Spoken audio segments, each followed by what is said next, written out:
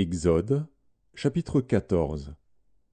L'Éternel parla à Moïse et dit : Parle aux enfants d'Israël, qu'ils se détournent, et qu'ils campent devant Pi-Hahiroth, entre Migdol et la mer, vis-à-vis de Baal-Tséphon.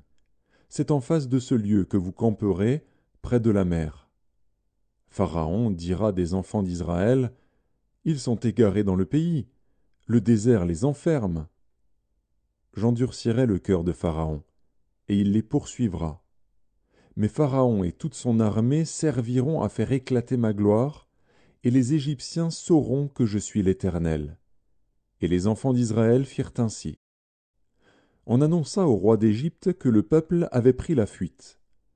Alors le cœur de Pharaon et celui de ses serviteurs furent changés à l'égard du peuple. Ils dirent : Qu'avons-nous fait en laissant aller Israël, dont nous n'aurons plus les services ? Et Pharaon attela son char, et il prit son peuple avec lui.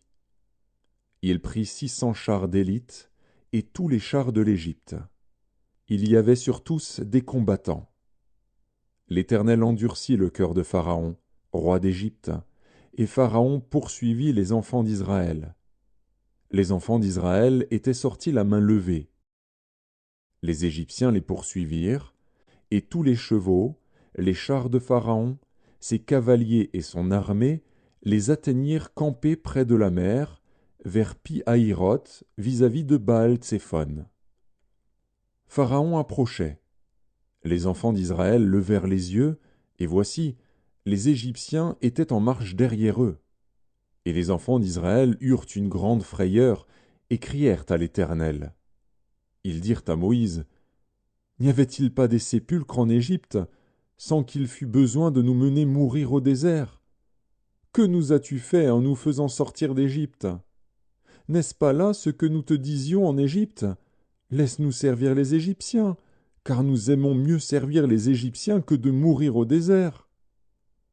Moïse répondit au peuple : Ne craignez rien, restez en place, et regardez la délivrance que l'Éternel va vous accorder en ce jour, car les Égyptiens que vous voyez aujourd'hui, vous ne les verrez plus jamais.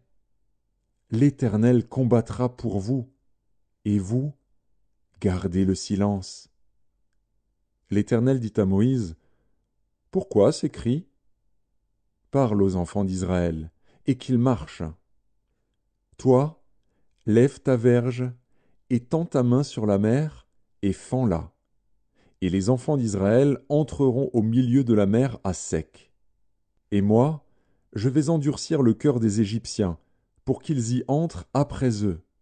Et Pharaon et toute son armée, ses chars et ses cavaliers, feront éclater ma gloire. Et les Égyptiens sauront que je suis l'Éternel, quand Pharaon, ses chars et ses cavaliers auront fait éclater ma gloire.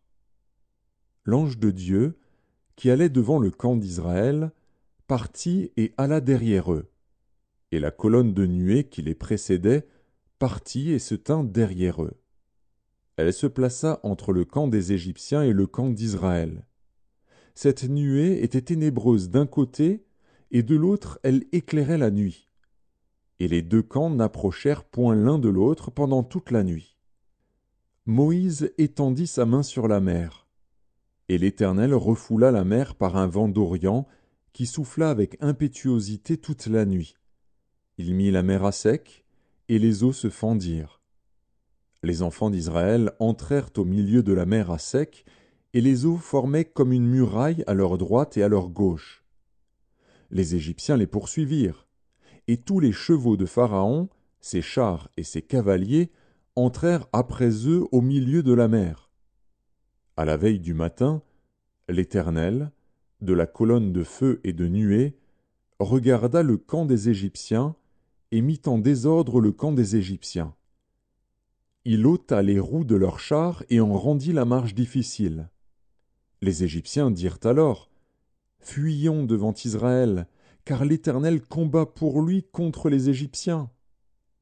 L'Éternel dit à Moïse : Étends ta main sur la mer, et les eaux reviendront sur les Égyptiens, sur leurs chars et sur leurs cavaliers. Moïse étendit sa main sur la mer, et vers le matin, la mer reprit son impétuosité, et les Égyptiens s'enfuirent à son approche. Mais l'Éternel précipita les Égyptiens au milieu de la mer. Les eaux revinrent et couvrirent les chars, les cavaliers et toute l'armée de Pharaon qui était entrée dans la mer après les enfants d'Israël.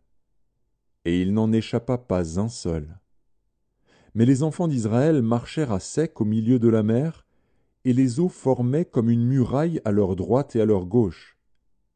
En ce jour, l'Éternel délivra Israël de la main des Égyptiens, et Israël vit sur le rivage de la mer les Égyptiens qui étaient morts. Israël vit la main puissante que l'Éternel avait dirigée contre les Égyptiens. Et le peuple craignit l'Éternel, et il crut en l'Éternel et en Moïse, son serviteur.